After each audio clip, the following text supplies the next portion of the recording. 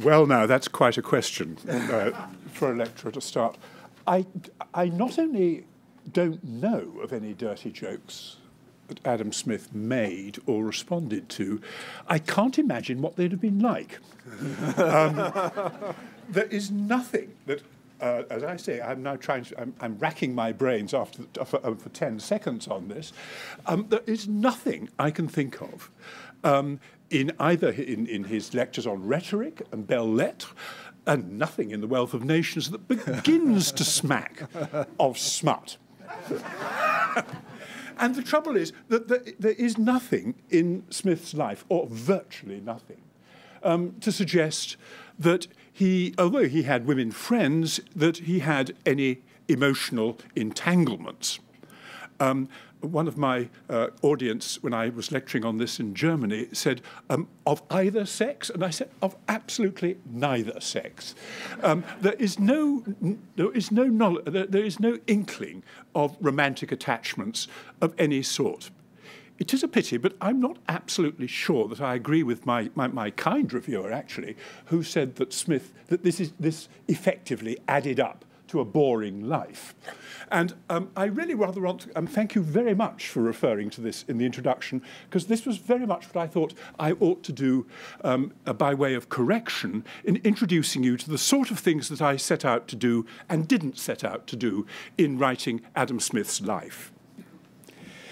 Now, one of the questions I've been asked so often it's not true, and this book has been some time in the making, and I may say the question has been asked many times, what on earth is a historian like myself, who has no degree in economics, who has no economics training whatsoever, doing writing the biography of the greatest, if I may say so, of all economists, certainly to one of my lay eye? And I have two answers to this question. One is a weak answer, and it is that Smith's first biographer, Dougal Stewart, who was a partial pupil of his, was his first biographer. And Dougal Stewart's account of Smith's life and works still plays an enormous part in shaping every subsequent author's thinking about their subject. My stronger answer to this question, however, is that Smith did not see himself as an economist or a political economist, if we are to be more accurate. He saw himself as a philosopher. And it seems to me that, it seemed to me when I was planning this biography, and it has seemed to me ever since, that what a historian could try and do was to see Smith as Smith saw himself, as a philosopher working in a particular context. Are you I'm sorry. trying to say things about my delivery, which is awful? We have to get it up closer to you. You're turning it up. I didn't know they did this magic. That's Oh, what I the see, question turning was the thing about. up. Yeah. I'm unfamiliar with such things. Right, okay. Sorry. I now don't... Is this going to go down or stay up? It'll go down for me. So, as I say, my intention was to write a biography of Smith as Smith saw himself, that is to say, as a philosopher, and a philosopher who spent a great deal of his early career in raising questions which were essentially philosophical questions about the principles of human nature, and found himself raising questions in such terms that they impinged on questions about the distribution of economic resources. Now, in getting down to the nuts and bolts of how a biography guided by that principle was to be delivered, I had, as every biographer of Adam Smith has always had, the primary practical problem to address. And that problem was the appalling shortage of conventional biographical materials. When Smith was on his deathbed, he summoned his executors, he got them to take out of the cupboards all Smith's manuscript remains, his lecture notes, his correspondence, drafts of chapters, and one optimistically minded biographer has even suggested the text of an unfinished book. I'm not quite sure I believe that, but anyway, that's the way it goes. And these were all destroyed in front of him 2 weeks before his death. And as Smith was one of the most thorough, one of the most systematic of all philosophers, that bonfire was thorough. Nothing from that has remained, apart from a handful of unfinished essays, or essays he had a particular liking for, which he told his executors they could publish if they wanted to. And added to that, there is the problem that Smith himself was a lousy correspondent.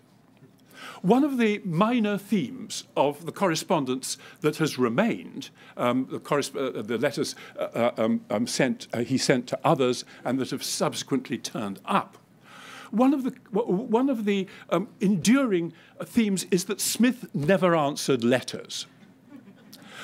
It's a constant complaint. He was unlike, for example, so many of the great philosophers of the late Enlightenment, like Hume, like Rousseau, like Diderot, like Voltaire. He did not regard correspondence as a form of communication which is as natural to us as ordinary conversation is, or, God help us, email is now. Smith wrote letters when there was business to be done, and he wrote letters when they were goaded out of him by his friends. And they're good enough. But they are not the sort of correspondence we associate with the Enlightenment. And then if you turn to the institutions with which Smith was connected during his life, with Glasgow University, where he was professor of moral philosophy from 1752 to 1763, the university in which he said he spent the happiest and most fruitful years of his life. I'm not the only historian who has ransacked the records of Glasgow University to try and track down the records of their greatest professor, and in fact, a professor who played an extremely active part and a very responsible part in the management of his university's business. But yet, the institutional records are pretty negative. And the same is true if we turn to the end of Smith's life.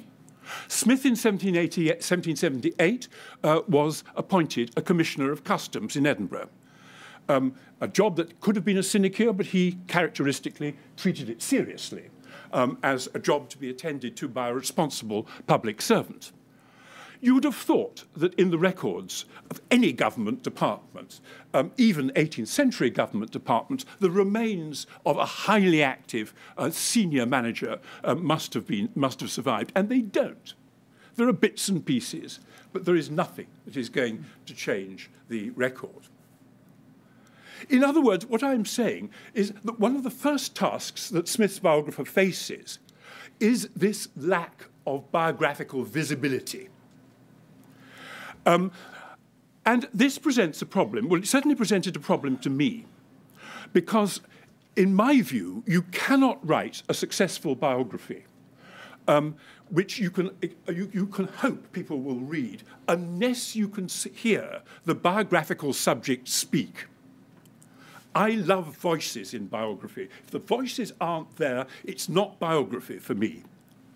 But the trouble is that if one wants to hear Smith speak, the only ways you can do it are by attending to his two great published works, The Theory of Moral Sentiments and The Wealth of Nations, and to the extraordinary, and in my view still neglected, series of student lecture notes taken between 1762 and 1763 of his lectures on jurisprudence and on rhetoric and belles-lettres.